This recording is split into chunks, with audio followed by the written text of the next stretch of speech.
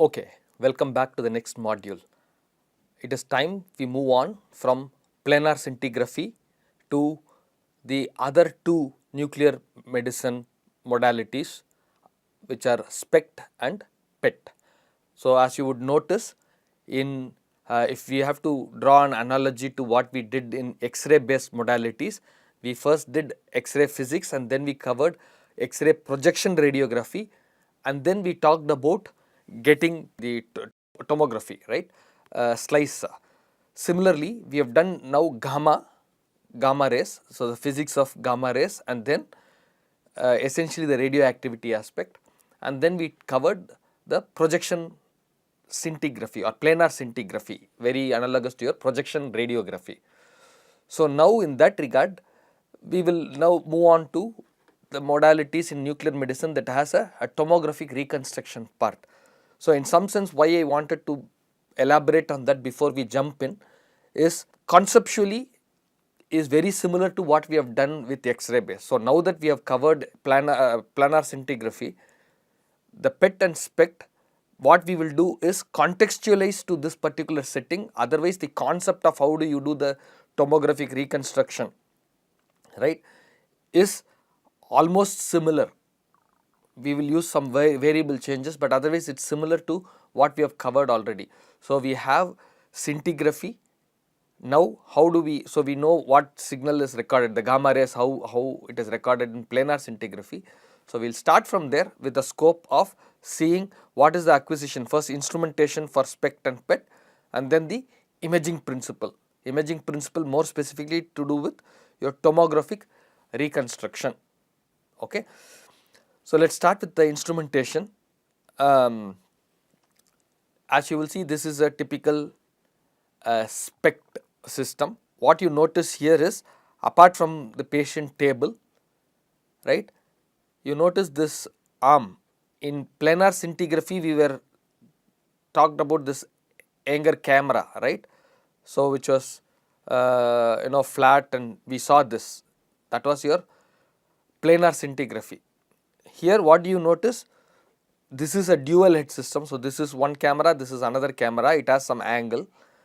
Of course, this is flexible, you can make them 180 degrees, right. So, this is attached to this arm and this can move around. So, you have a patient lying here, you can move around. So, the same principle of what did we do in tomography in X-ray? Oh, we had to get data, we got there in one line, and then we moved from different thetas. So, we ended up acquiring G of L comma theta, if you will recall, we will connect back to that. Okay. So, here we start with scintigraphy, planar scintigraphy concept. Only thing that we add on to the instrumentation is this planar. Of course, here is an example of dual head system. You could extend the same one head, one planar scintigraphy, the Anger camera, you can put it to an arm and that can rotate around, right, different directions, you can get the planar scintigraphy data and then do the reconstruction. So, this is the difference. Of course, because of that, because you have to do reconstruction, there are some small detailing that needs to take place, but otherwise is very similar, right. We did similar to CT. Here you have a Anger camera that is rotated and you get the photons, gamma photons in this case, right. We get it from different paths because the radioactivity is sending in different directions. You move the Anger camera, get it from different locations, and then we should be able to reconstruct it. Here, because of the way it is done, you have your collimators. Of course, we will think about this parallel hole collimator, right, but you could also have your diverging, right, the other types that we talked about. So, you can think about having a fan beam in some sense. So, we will talk with parallel hole so that it is straightforward to what we covered in our X-ray CT, right, at least the introduction material before we compensated it for fan beam. Okay, so, we will do parallel hole. So, I showed you example of two heads. So, you could have more than two heads, but again it depends on, so the radioactivity per se, unlike in your X-ray projection radiography, the source, you excite the source when you want. So, you move, excite the source, you move, excite the source, rotate, excite the source, whereas here Radioactivity is there inside the body, you have prepared the patient. So the radioactivity is sent in different directions. So in some sense, signal is coming on. It is how fast you can capture from different locations, that is the key. So you could have multiple heads, meaning multiple planar Iyer camera at different angles, and you could record. But typically in that sense you could think about having it full throughout the body. But usually what they found is there's a trade-off, right? So it becomes very cumbersome, very expensive to do all that. So usually 2 head is reasonable, especially the configuration that I showed. You can make it flat 180 degrees, so you can do whole body scan with the same thing. So there are essentially it's brute force, multiplication of the number of Iyer cameras. You can get fast recording, right? At any particular camera, you are going to get the radioactivity based on how much time you are recording. That part doesn't change. But simultaneously, you can record using multiple heads. So that way, your acquisition time, especially if you want to do whole body and so on, right? Your acquisition time can come significantly less. But our focus will not be on all those. Those are extension with brute force. We will be interested in seeing how do we get one tomographic slice, right? One single photon emission computed tomography. So having said that, the idea here is because you are going to do the reconstruction, your camera here should be little more sensitive, right? So it has to be little more better performance than your planar scintigraphy, because you are using this as an estimate to you get a unknown, right? You are trying to get the source where it is radioactivity is coming from. You are trying to locate the source where the radioactivity is coming from. So in some sense there are some minute details that have to be taken care, but we will not worry too much about that. Okay, we will worry about the camera, collimator, all that is fine tuned, and therefore how do we get this data, what is this data, how do we get the recon. So this is for your SPECT instrumentation. As you see, there is nothing new here. Okay, you know the data that we get, which is your Iyer camera, you get the gamma rays detected. The Iyer camera we did in planar scintigraphy. So from an instrumentation perspective, SPECT borrows heavily from your planar scintigraphy. So let's quickly look at PET also. That way we can get into imaging equations, we can make the differences. Okay. So PET, recall that here you have a positron, but in some sense we are not really, so we give the radioactivity and then there is this positron decay or a beta plus decay, but we are not really imaging the positron, or we are not capturing the positron. What happens is this positron annihilates when it moves, it interacts with the free electron, it annihilates there, and therefore you get this free 2 gamma photons. And the beauty about this is these 2 photons that are coming out, they are exactly opposite, like 180 degrees in direction. So they go in opposite directions, and it also turns out to be, you are talking about electron. So electron has a mass, right, and then a velocity. So you can get an energy. So the rest mass, right, kinetic energy from that is half m naught v square. So when you do that, these photons that are coming also have the rest mass energy equivalent for an electron, which is 511 kilo electron volt. So the important detail in positron emission tomography is here also you are ending up detecting only the photons, gamma photons. However, it has a specific energy which is 511 kilo, and more importantly, if one decay happens, you are going to record 2 photons at 511 kilo electron volts that are exactly in line, that is exactly 180 degree in direction, and that is a key information. So you might think, okay, this is a gamma energy as well, so why cannot I just use whatever we did already, single photon emission tomography. Instead of one camera, I can probably have 2 Iyer cameras on the 2 sides and then go about the same way. I mean, it's a gamma photon. I know my gamma camera is there already. So I could essentially do that. Along with that, as long as we are able to, right, we can do that, right, you might imagine that. So along with that, if you can able to say when these two are hitting, that is the information that we should probably use as well. So a typical PET scanner looks something like this, nothing much different, everything is enclosed, it looks very similar to your say CT or an MRI. I mean, at least you have a bore, right, you have a gantry, and then the patient table can go in and come out. So very similar, but what is inside, apart from the detectors, right, we talked about, there should be some way and mechanism to detect this 180 degree they come. So they have a decay, they go in two different directions. So if I catch photon in two different directions, is it simultaneous, is it coming from the same activity, that judgment we should be able to do. Okay. So we talked about this, we have, apart from the detector and stuff, the important key feature here is the ability, the positron itself gives rise to these two photons. So the idea is, from the radioactive decay, the positron comes out, but then it annihilates with an electron and you get two photons of 511 kilo electron volts. So if you are able to detect these two and you have a very good timer circuit when these two are getting hit, right, then I may be able to say whether they are near simultaneous. If they are near simultaneous, along the line that is joining the detector is where this activity has happened, right. So it is coincidence detection circuit.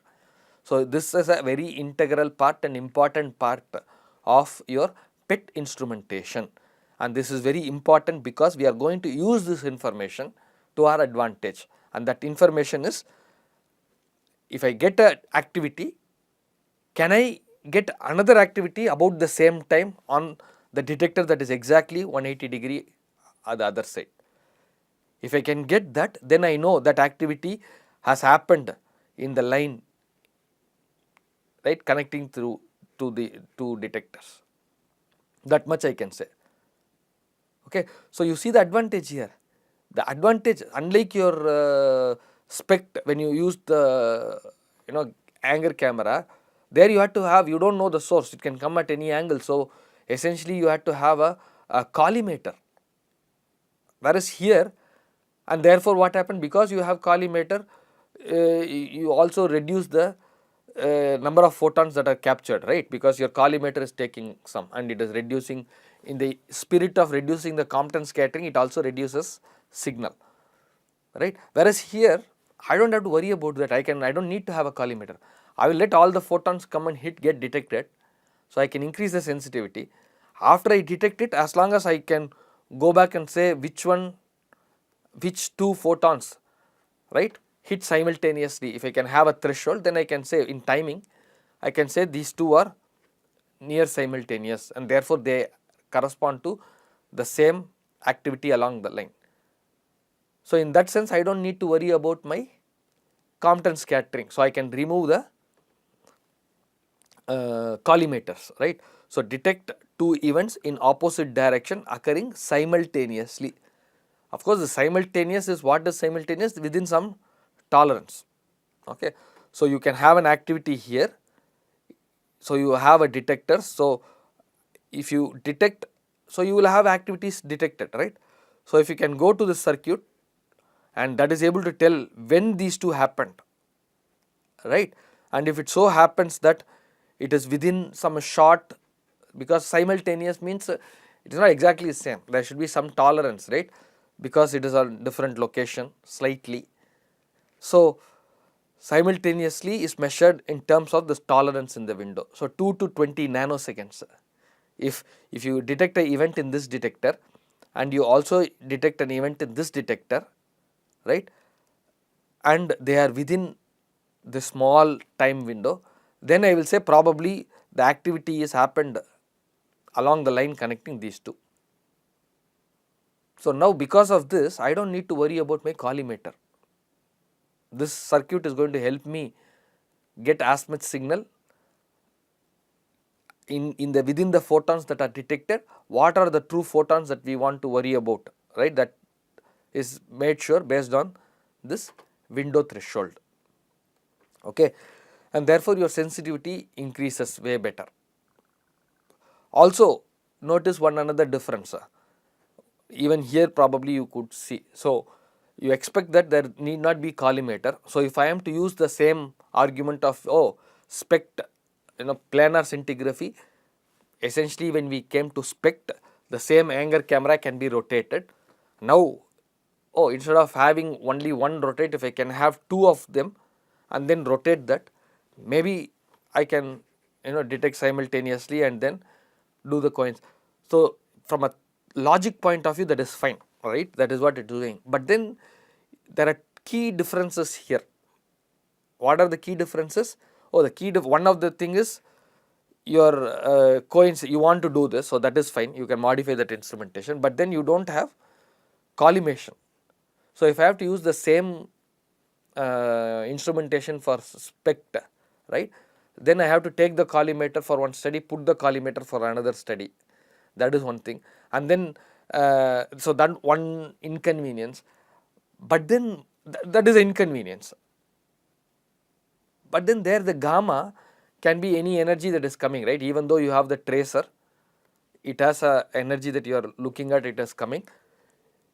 Still there is this Compton scattered one that comes at lower energy, right? So we saw about that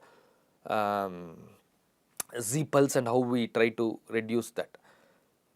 Here you are very specific, you are looking at 511 kilo electron volt that is coming, right? You are not really worried about the radio tracer per se, right? You are looking at only one energy.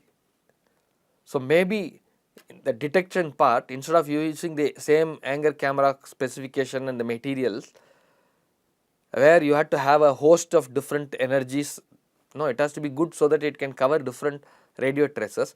Here I don't have to do that, I don't have to compromise on that. I know there is only one energy that is going to come, which is 511 kilo electron volt. So I don't need to really use the same, say we talked about sodium iodide, right, with thallium. We don't really need to use a generic one that can be ready for different radio tracers. I can actually get something very fine tuned for efficient for your 511 kilo electron volt. And therefore what happens is the detector here is slightly different. Instead of using just the anger camera with one crystal, which is of that the head that you saw, right, so big, here we could do little better because of the known requirement. So what we have identified is you have this coincident circuit, so I need to be able to do this localization, coincidence. So there are three types of signals that you can get or activities that you can detect, but you are going to weigh only those activities which are true. What do I mean by true? I should have a another photon detected within that short time interval along the detector that is on the opposite side. Only if this happens, then that is a true. You could always have, here also there could be some noise, like for example it could be due to scattered, right? So it is going there, scattered, it is coming here, that is a possibility, or this is actually going there, some other activity is giving here. So from your timing circuit, so this is kind of a random. So from a timing circuit there could be random, right? You are picking some other activity, this is getting some other activity within the time interval that you have. We cannot do much about that, but what you can do is these things you can avoid. So if you have a scattered, if it is scattered, the energy is reduced. So at least the scattering that is happening within the crystal after it comes to the crystal, right, we can reduce. So when will that crystal, how does this happen? So we are, okay, from the body is one story. The other part that we saw when we covered angle camera is your crystal, the thickness, right? You want the efficiency to improve, so if you increase the thickness, what is going to happen? You are going to have Compton scattering from the crystal, right, before it goes into the photomultiplier tube and get amplified. So at least that we should be able to reduce. How can we reduce that? Maybe we can go for a thinner crystal. But if you go for a thinner crystal, maybe it is not catching the gamma photon, right. So since we have coincident circuit, that is a blessing, but how can we reduce this probability? Maybe we can go for a better crystal property that is very efficient at this particular 511 kilo electron volt, and therefore here, right, here the crystal material is usually bismuth germanate, right. So here you notice it is very tuned for 511 kilo electron volt compared to your say sodium iodide, right. Compared to your sodium iodide, this has 3 times stopping power. That means it can be thin 1/3, right. So it has its advantages, you see. So the idea here is, principle is same, how we did for SPECT, same gamma principle, gamma ray detector, but then here it is fine tuned only for 511 kilo electron volt. That is an advantage that we can do. And that way the idea is, oh, if I want 2 crystals, right, if I want them to detect, maybe intuitively we might think, why don't we have a small detector and many of them, then maybe we can better localize. But then the challenge is, the smaller, we saw about the pixel signal to noise ratio, right, in nuclear medicine, that will become a problem. So in order to avoid that, what PET does is, it does take the advantage of both. So it has one block, so you have only one, right, you have only you have a big detector constructed based on several blocks, and each block you have these 4 photomultiplier tube. This is one block that is shown here, okay. So this block is basically your crystal plus your photomultiplier tube. So this is like your previous one, this is like your previous one. You have a crystal and then back of it you have your photomultiplier tube, and then we will use this idea of x comma y, remember z pulse x comma y, so that we can get our x comma y localized center of mass calculation, z pulse, right. So you could use that to your advantage, and therefore this is a nice combination. You want to have single crystal, but at the same time you want to have better resolution, and therefore here material is different and the configuration of your detector is also slightly different. So here we go for a ring, right, ring detector, because you want to simultaneously detect, you do not want to have some rotation and waste time. So you want to have your ring detector, but in the ring detector, if you have each of these crystals, right, in some sense cut and arranged like this, that becomes complicated and you might lose your signal to noise ratio. So what they have done is, they have used a block. So this one block is one crystal, that one crystal has 4, in the example shown we have 4 photomultiplier tube, and therefore what is nice is, you could be able to still localize within that crystal. So you can get your good signal to noise ratio and better resolution, because you are able to correct for your x comma y, and you have several blocks. So this arrangement provides multiple benefits for the reason that we talked, that is one thing. And then you notice, in some sense, that way you could see this ring, right, you could visualize, exaggerate, visualize several slices, right, I could get several slices. So in fact, in one configuration, if you really want only one slice, right, when you go one slice not to affect the next slice, you could actually have something in between, right, that can shield inter detector, okay, along this annular, okay. So you have this idea that you have benefits of both one single crystal block, but then you also have several different blocks, so that you could write several different blocks that will allow you to get more. You can do 3D volumetric, or you can do planes that are stacked next to each other, right, you could do any of that, okay. So this is a unique configuration compared to the other 2 modes that we have seen in nuclear medicine.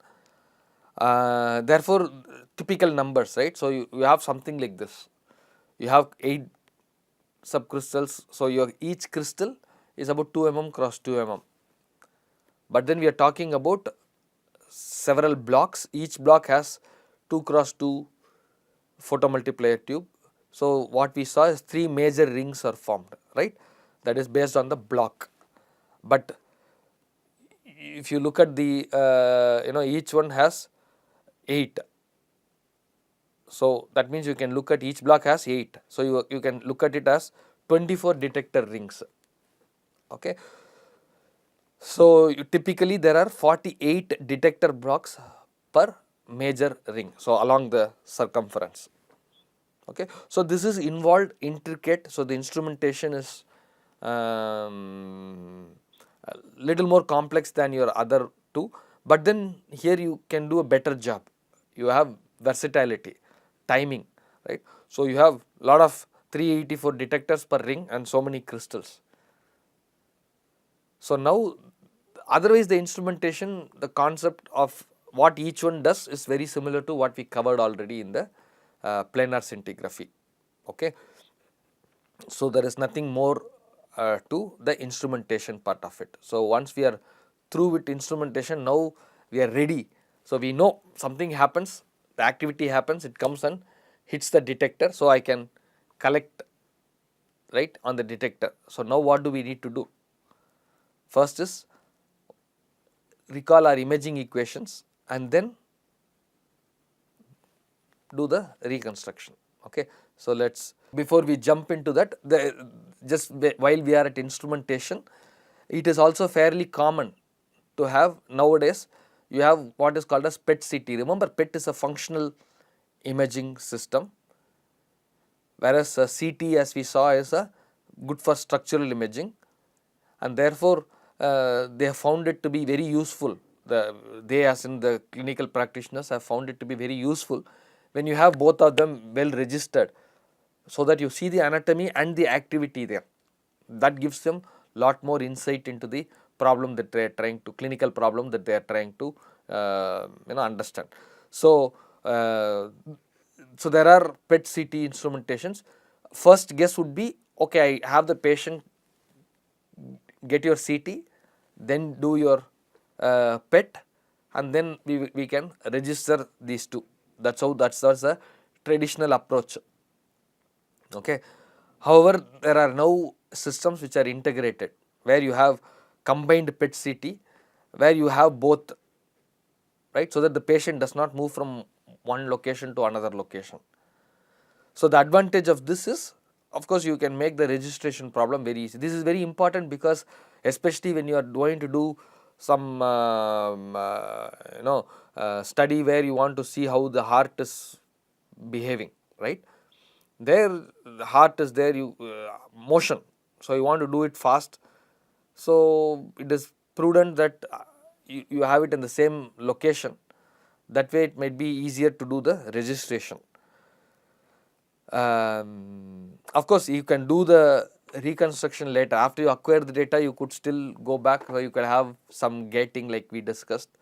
So we could always do the reconstruction later, but at least acquisition can be done simultaneously or at the by the same location. You don't have to move the patient to different instruments. Okay. So with respect to instrumentation, this is what it is. Now let us get to our imaging. So given this instrumentation, you have detected. So where is the patient? Here is the patient. What do we want to see? Oh, we want to see tomography. So axial slices is what traditionally, right, we are looking at. So that means I have to first get my coordinate system correct. You will notice that in CT as well we did this coordinate system. So it will be fruitful for us to make sure the coordinate here corresponds to the way we set it up for CT. So you have an isocenter where the patient is, and then you have L comma theta was your data format, if you recall from your CT, X-ray CT. So here we would like to have a similar setup so that we could quickly use the reconstruction algorithm that we already have. So here is the setup. So this is the camera is going to move around the patient. So, these are going to be your coordinates. So, you have your R, distance from the center of the patient to the detector, right, that is your capital R, and you have this L, Z, oh, Z is going from head to tail. So, your you notice our imaging equation that we did for when we begin our gamma rays, right. This is what it was. We said, oh, the detector is here, the gamma rays could come anywhere, and notice here we were drawing this with respect to the detector system. So, this was your Y, this was your X, this was your Z. So, when we did this material from a detector point of view, what is detected in the imaging, in the physics part in nuclear medicine, we wrote imaging equation in this coordinate system, whereas it will be prudent now that we want to actually, because there the image was this plane, right, there the image was your X, Y, that is why we wrote it like that. But here what is going to be your image? Oh, your image is going to be through the patient, it is a slice. In CT, if you recall, our image was still X comma Y. So, we would like to go back to have analogy with the CT, and therefore, we would like the image, the slice to be X comma Y. Whereas, if you take the slice here, it will not be X comma Y, right, it will be Z, Y comma Z. So, it will become inconvenient, right, we will get lost. So, what we will do is upfront we will change the variables, right, coordinate system, so that we can get consistent with our reconstruction formulas that we did. So, we will now write it in terms of this coordinate system, the isocenter, and what we need to do then is from here what we had the imaging equation to what we want, so that we can recon in X comma Y. We look at this and say, oh, this Y is L, right, oh, this X is your Z, okay, and your Z is your this direction, right, Y.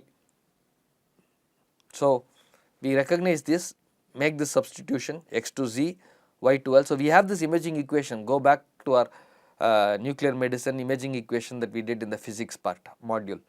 So, we had the equation already. All I am doing now is recognizing this coordinate system for your data acquisition. We are going to change the variables so as to be consistent with our CT X comma Y, because here also our recon is going to be, image is going to be X comma Y. So, it better represent the axial slice. Okay. So, this is the variation. If you do that, the same equation I have just changed the variables. So, with this equation we got before. So, phi of Z comma L is, you have this A of X comma Y comma Z is your radioactivity. Again, here we have not really changed much, the radioactivity we have left it as A of X comma Y comma Z, patient coordinate. So, we will not we will not worry too much about it right now. It is a 3-dimensional, right, we leave it at 3-dimensional here. So, we do not change the variables here, it is only the detector that we have changed it in respect to this coordinate. And then you have your decay term, right, because it is coming, the radioactivity is coming from within the body, it is crossing through the body. So, body to the detector could have some attenuation. Okay. So, this is our equation, just doing this substitution. So, what we need to do now is, our objective is eventually to get transmission slices, right, tomographic slices. That means A of X comma Y comma Z, I am not really interested, each different slice is different. I want one SPECT image or PET image, I mean is one slice. So, I just need to worry about X comma Y. So, A of X comma Y is what I want. I can locate at different Z's, I can be at head or I can be foot, that is fine. Okay. So, we will not have to worry about this variable Z, we can make this a plane, which is what we will be interested in. Okay. Imaging is what we are not interested in volumetric, we will do only slice imaging here. Okay. So what we need to do is with this, right, with this case that we have, we should start to write our imaging equation. How do we do? Oh, initially we know, looking at the system, your L can be written in this parametric form, right. This is we covered this even when we did the CT. So, but then here what you notice is we want to vary. So, we could write it in terms of S. See, what we have right now is theta equal to 0. Just to go back a little bit. So, you have your theta equal to 0, right, we have it. But when you, so in that regards, if you look at it, your what you are getting in the detector is integration through your y direction, right. But if I take theta at some other angle, it need not be, right. If you take it 90 degree, then you are integrating along the x axis, clear. So, that is a subtle difference, but important difference here, because unlike your CT where the source and detector moved around the patient, here the source is within the body, only the detector is moving, right. So, your line integral, if it at 0, it is going through your y direction, whereas if you go move around, it may go through some other direction. So, this is not right. So, we would like to write it such that we account for that. So, how do we do that? You have your L comma theta, right. So, instead of writing that, we will say we can write it in terms of S, right, in terms of S, and therefore, you notice from here we could do this transformation. So, at any particular theta, you can start to write, right, this is your camera. So, this is your location. So, you are moving. So, which element that is along L, correct. So, there is this L, parallel lines, how are they separated, right. So, this is your L, and at whatever angle your detector is located, right. So, this is your theta. So, you can write it in terms of S, right. So, x of S. So, this is another parametric form where you write it in terms of L and S. Okay, what is this advantage? Now, you are not, you know how it is moving around, right. So, you do not want to write it in terms of y and x, because theta is changing, you want to account for that. So, if you do that, then we could substitute, right, in phi of L comma theta, you could substitute these variations. All of this is substitution of your change of variables, right, within the limits. So, you have your A of xs comma ys. So, we have dropped z as discussed. We will talk about only one cross section, right. So, we have dropped z for that reason. Now, this is our imaging A of x of s comma y of s, and exponential is coming through that. Okay. So, what do you have? Okay, fantastic. I have, this is my data that I am recording of this. What is your known? What is your unknown? Oh, this I can get. Rest of it I can, R and all is fine. But the problem is I have to go after this guy. This is what we want to find. We want to find the radioactivity along the line or along the slice. But what do you have? Oh, you also have another variable, which is your mu. See, the whole of X-ray projection radiography, we talked of X-ray CT, we were only going after this guy. So, we had this equation, we were going after only one unknown. Now, you have two unknowns. I am actually interested in going after radioactivity. I am not really interested in this now, I am interested in this, but this is also an unknown.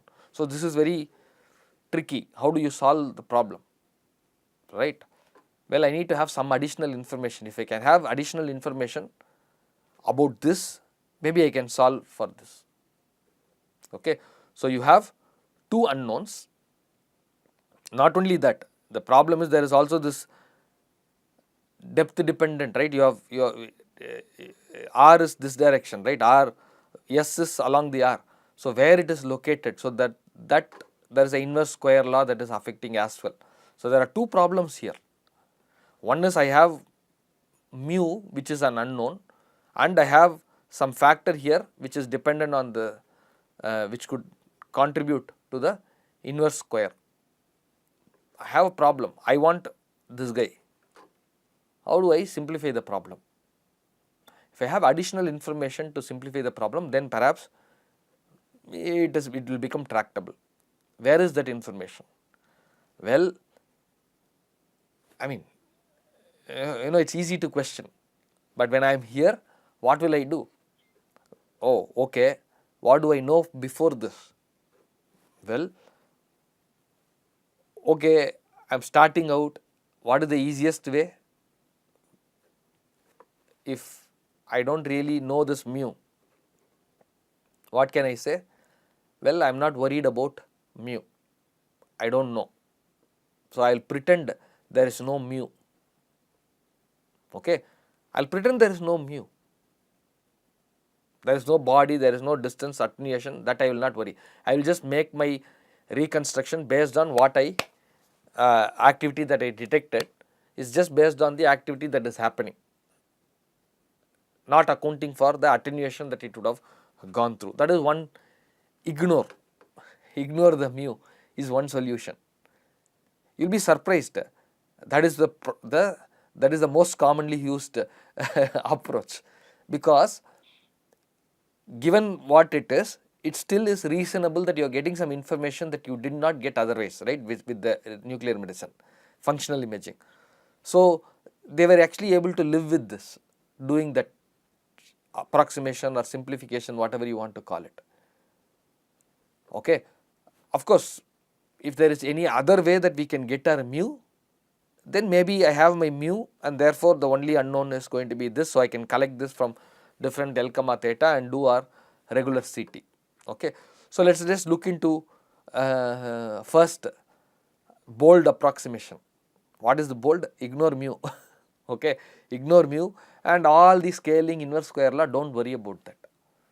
See, you are not really going for any quantitative number, you are going for the high radioactivity, less radioactivity, that is good enough. That is the first level information that you are getting. So really, these are details which are complicated, but it turns out this bold approximation still is very powerful and is very useful. That is, they are able to get a recon that is reasonable to do clinical diagnosis. So if you do that, what do you get? Phi of L comma theta is minus infinity to infinity a of x as y of s ds. How does this look? Essentially it is saying I am just integrating from minus infinity to infinity, right, along this object along this line a of xs comma ys of ds, along this line. What is your phi of L comma theta? So this is, what does this? It is a line integral, right. So along this line is projected onto this point. Haven't we seen this before? Right, we have seen this before. Oh, this is your, can be seen as your Radan transform, right. Only thing is we used g of L comma theta, right, that is what we used. Maybe but otherwise we already see there is nothing fancy about this. Now we have Radan projection. I need to, right, I have a collection of phi of L comma theta. I need to get my a of x comma y, right. So how do I get my a of x comma y? First is we can convert this to our x comma y using line samples. You have it in S. In that plane you want to go it in terms of x comma y, you can use line impulse, right. So this is again the S to x comma y, we have done this before as well. Okay. So you can write this phi of L comma theta is a x y, you have used the delta function to pick it, that is along that line, that is what was written here, right. So this is nothing, if you look at this is nothing more than very similar to your g of L comma theta, and here you had mu or f of x comma y. If you really go back to the start of the CT, this is your f of x comma y, the ground truth object, that you want to go after. This is your estimate of your projection, g of L comma theta. So, given g of L comma theta, measured g of L comma theta, you want to calculate an estimate for f of x comma y. Here it is a of x comma y, right. After this there is nothing, it is very similar to what you did before. Subtle differences, of course, there is some scaling factors, and then there your g of x comma y was logarithmic, right. You had I by I naught ln of. So, we had the g of x comma y had to be converted to that logarithm, whereas here you do not have that. But apart from that, this is essentially what you collected, this is what you want to get tomography. So, you can end up reconstructing using whatever filtered back projection approach that we covered earlier. Okay. So, this is actually turns out to be very powerful and useful. Of course, if you say no, I want to correct this because this is I had a mu, right, this is disregarding the mu, can I do any better? Yes, you can do better. There are few ways you can correct for that. One of the ways is you get a corresponding image from your X-ray, CT or MRI, right. So, you can get an estimate for mu. So, if you get an estimate for mu, then you can get that, you know, roughly for each location. If you get that, you can use that information. Or another way to do it is, okay, I will have some calibration way, right, use known strength gamma emitting standard and then collect the imaging data.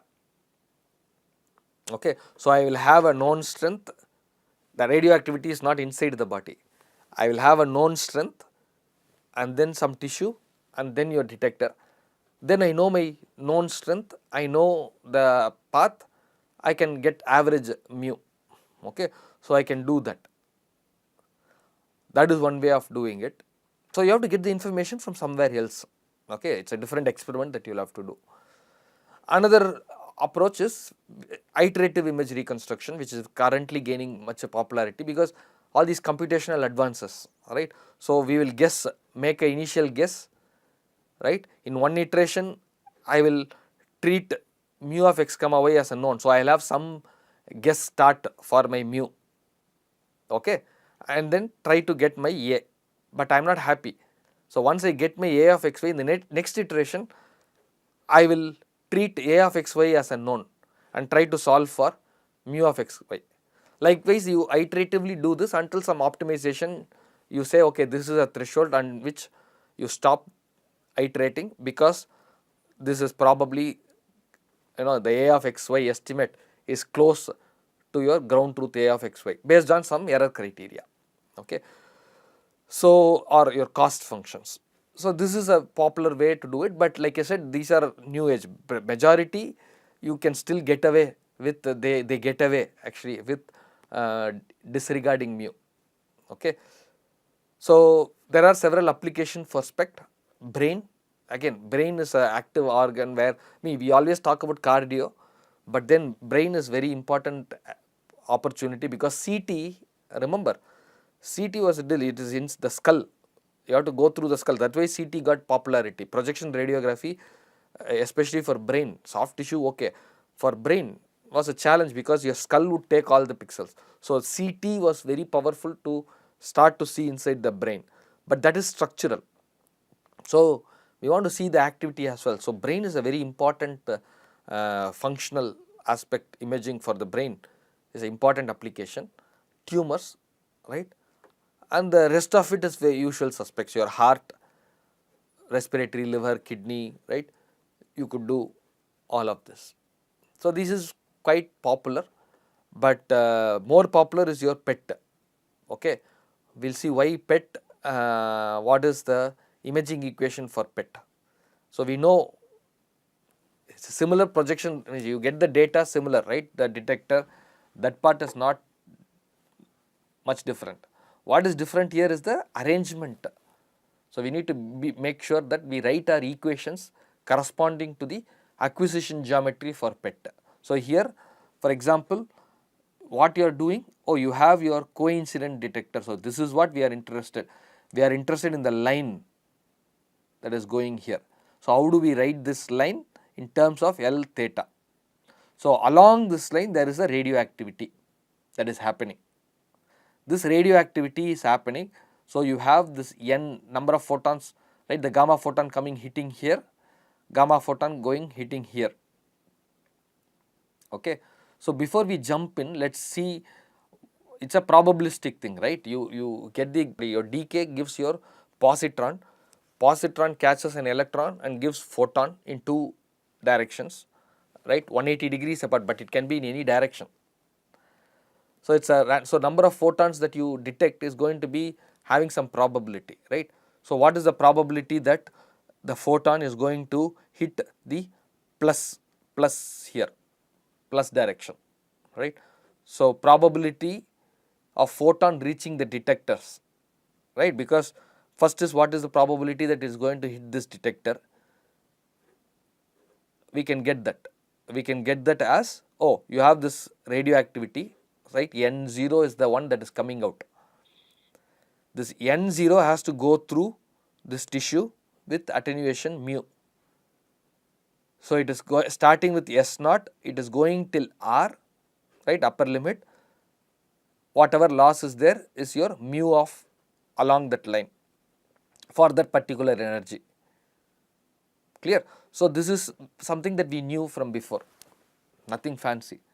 So, this has to happen, right. So, this has to happen. What should happen? Oh, then what is the probability that it is hitting on the other side? Very similar, n minus of S0 is similar thing, only thing notice that your limits are slightly different. So, here we are writing instead of S0 to R, we have written it from R to S0. Okay, it does not really matter, this is along the line. So, the gradient takes care of it. So, if you can write it as minus R, then it will work out to be very similar. So, essentially what you are getting hit here, what you are detecting here has come through this line integral. What you are getting here is come through this line integral. Okay, that is what these two are saying. But the important aspect here, unlike your spect, is, see, this S0 is arbitrary location, right, you do not know, you know along this line the activity has happened, right. But the good thing about PET is, because of this coincidence, what you know is this is along this line, that is one good news.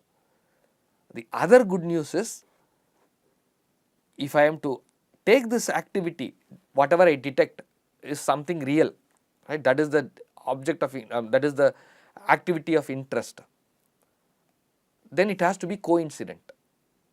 And therefore, what is the probability that you will have this and this? Oh, probability of this is this one, probability of detecting here is this one. So, probability of this and this is going to be multiply this into that.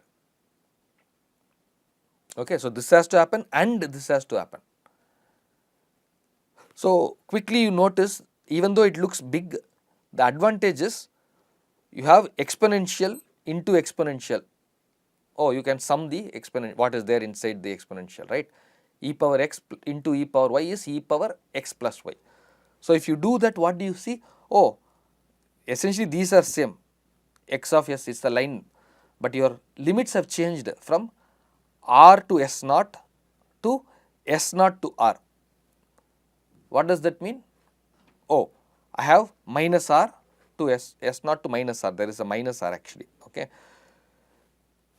You can combine that, you get the full path minus R to plus R, okay. So, NC coincidental is nothing but N0, the activity that happened there, and exponential of loss over that path minus R to plus R.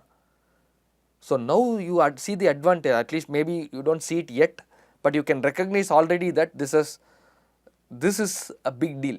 This is simplifying our problem little bit.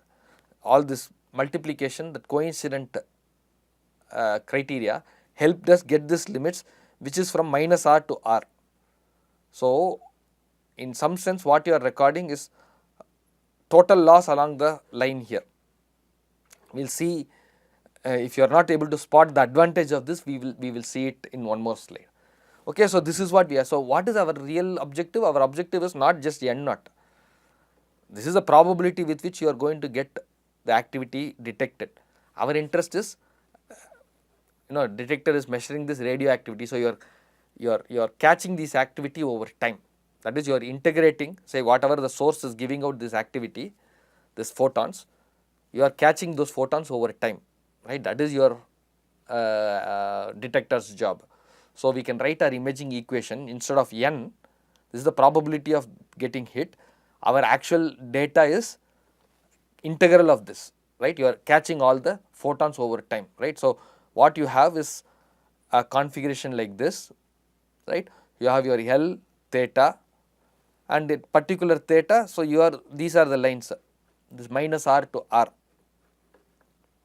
This is what we are catching, right? So in this configuration, so what do we write our imaging equation? Phi of L comma theta, right? Phi of L comma theta is nothing but all the scaling factors, effect of geometry, effect of this, that you can put here, detector efficiency, all of that you can put here, some constant, right? But more importantly, you notice you are integrating from minus R to R of A of xs ys, right? Instead of N, I have expanded the to integral of this guy. Along with N, we had the probability of detection, right? So there you had the exponential within minus R to R. So now notice, even though this looks too integral and this looks little complicated, in spect also we saw similar and we said this is an unknown, this is an unknown. So we had a problem. So similar problem we also have here. But one subtle thing that we could, which is better here, is your integral minus R, limits minus R to R, right? So what we can do is, this is not dependent on where the S is. See, that is the beauty. This is not dependent on where the S is. It is not a variable with S, right? So wherever the radioactivity, that is does not matter, wherever this mu, it is the integral through the mu, right? Integral along the line from minus R to R, that is important.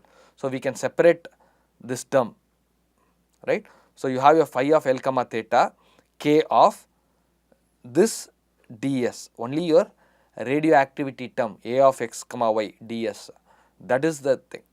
This one is just along the line of the whole object. So why this is advantageous is, you actually do not have to know the two parts, which part is more closer to one detector, right? That you do not really need to know. All I am interested is in total attenuation along that line. If that much I know, I am good. Okay. So you do not really need to know where along the line. See, remember, so I could use the projection data. I do not really need to know my mu along the line, right? Because this is full minus R to R. So I just need to know the projection of the mu. That much I know. If I can get, that problem is solved. Unlike your spect, where you have to have, you should also know the location of your mu, how the mu is distributed along the line, x comma y, you should know. Only then you can start one part, the other part, right? Of course, here that is not the problem. So what we can do is, same thing, we will pretend that your attenuation, if you ignore for a minute, right? If you ignore, because it is not a variable here, so you ignore, it is a factor, so we will ignore that for a minute. If you ignore it, you just get phi of this guy. You know this already. Convert this into x, L theta, right? This S, with a similar thing that we did for spect, just coordinates, parametric form, you get your phi. Okay. So there is no big deal about this. So you can do correction for attenuation here more elegantly than before. How do I say that? All I need is the projection, so I can get that variable, right? So I can get my corrected phi as your phi, and this term, the k into exponential, I know it is exactly at 511 kilo electron volt. So I can do this, I can get it. I am interested only in the projection. So what we can do is, have a source outside, along the line, get the detector, or done. Or you can use your PET CT, right? We talked about PET CT is a very common thing. So, from CT you already have for the same registered patient, right? You have your CT image. So, if you have your CT, you can always get your mu and get this integral. So, you can calculate this, no big deal. Okay. So, after you get this, it is just the question of applying your filtered back projection, very similar to what we have done before. Okay. So, you can write your corrected A of x comma, this is your tomographic image, right, of your radioactivity in x comma y plane, right. You get this corrected projection values, nothing, it is your typical filtered convolution back projection. Okay. So, filtered back projection, convolution back projection is what is shown. You can use the same algorithm like before. So, only thing is how do you arrange the data correctly to use the same algorithm that you probably would implement, right. That is the key here. Otherwise, really the details of the algorithm reconstruction is very similar, or if you understood the CT, X-ray CT, it's a careful extension of that. Okay. Likewise, PET has multiple applications, not, I mean, same brain, you have neurological, neuroscience application, lot of science questions on understanding of brain, you kind of use PET, right. Cardiac, tumor detection, right. So, several interesting things, just to reiterate that it is a functional imaging. Here what, so here is an experiment, image from an experiment, where when a participant is shown, right. So, he is reading from the text. So, when he is reading from the text, your visual cortex, right, you are looking at it. So, your brain that controls your vision part, that gets excited, activated. Okay. So, lot of activity happens here associated with reading, and therefore, this is lighted up. Whereas, the same thing, if the same content, if they are asked to hear through a earphone, right, they are not seeing, but they are hearing, a different part of the brain is getting active. So, all these, I mean, this is a cool image, right. So, it is borrowed from here, but the idea is you can functional imaging, we said what are the insights that we can get here. You can give radioactivity, you can see where high metabolic activity happens, right. So, here when I am reading, a different part of the brain is active, when I am listening, a different part of the brain is active, I can actually see where it is. Okay. So, these are very powerful, very beautiful modalities from a functional imaging perspective. So, you do not see the brain details that much, right, but then you can combine it with your CT, and then you can have a brain CT fused with your PET, you could get both the information, right. Okay. So, coming to the last part, which is the image quality aspect, we will not spend too much time on this, because lot of image quality aspects that we saw already is direct carry forward. The only thing is, here we talked about your collimator and then your detector part, that is the, so acquisition is different, right. Compared to your planar scintigraphy, you have multiple acquisitions and you are doing recon. So, only where, so we can actually formulate this as, or your ideal image, or there should be a hat here, this is an estimate, right. Estimate is your ideal image convolved with your HR. What is this HR? In case of SPECT, you have to include the response from your collimator and intrinsic resolution, we covered this, right, collimator and intrinsic resolution. Apart from that, there is this filtering coefficient, filtered back projection, that effect. Okay. So, that will come into effect, and in your PET, the positron range function, that is a new thing that came. So, how your detection thresholds, right, timing window, coincidence, that is the only part that is new. So, that threshold could have an effect on the noise, and and also your resolution for that matter. So, your positron range, detector width, notice we kind of, we do not have one big detector, we have a blocks that we have done. So, detector width effect, of course, here also your ramp filter window effect will come. Okay. So, nothing really apart from this is very similar to what we covered in our planar scintigraphy image quality, same thing carries forward here. Okay. So, I think with respect to nuclear medicine, right, at the introduction level we have covered what we wanted to cover. To summarize, we covered 3 major modalities within nuclear medicine. What are they? Planar scintigraphy, SPECT and PET. Okay, all this we covered. What all we covered? First we talked about the most important aspect that is new here is your Anger camera, which had your collimator, scintillation crystal and then photomultiplier tube. Okay. Apart from that we talked about the imaging principle in planar scintigraphy and SPECT. The recall, right, we talked about how do we use your x comma y z pulse, that is an important concept when we talk about Anger camera. Okay. Apart from that, so we talked about the imaging principle here, and then essentially we argued here it's both gamma decay, that is what we are interested. So, for most part the T, right, SPECT, the T is very similar to your X-ray projection that we did and X-ray reconstruction, X-ray CT that we did.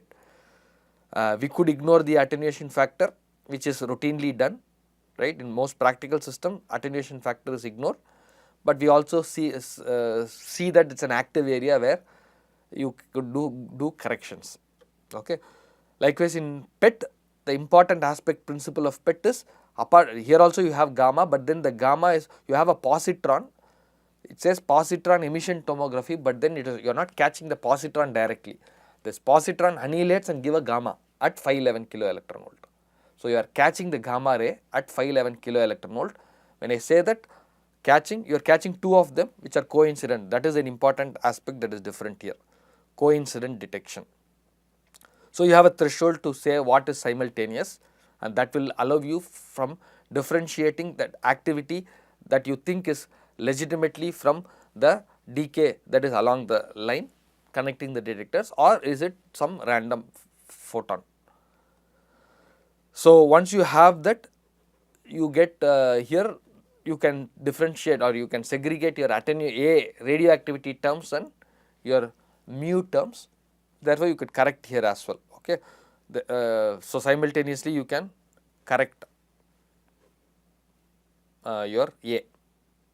So, you can get your corrected PET corrected for your mu distribution. Okay. Okay, you can get that from, say, for example, PET CT that we talked about. Okay. So, I think this provides a reasonable introduction material on nuclear medicine and what is the physics, what is the instrumentation, what is the image reconstruction and what is the image quality. As you would notice, if you covered the first part, right, the recon in X-ray and physics in X-ray, from there to nuclear medicine we highlighted only the key differentiating aspects. Otherwise, this line of thinking about talking about physics, capturing the instrumentation to engineer that physics for an application, right, then your imaging equation and then your image quality is very similar. Okay. Let us stop here. Now, we will move out of the radiation and get into non-radiation, non-ionizing radiation based imaging modalities. Thank you.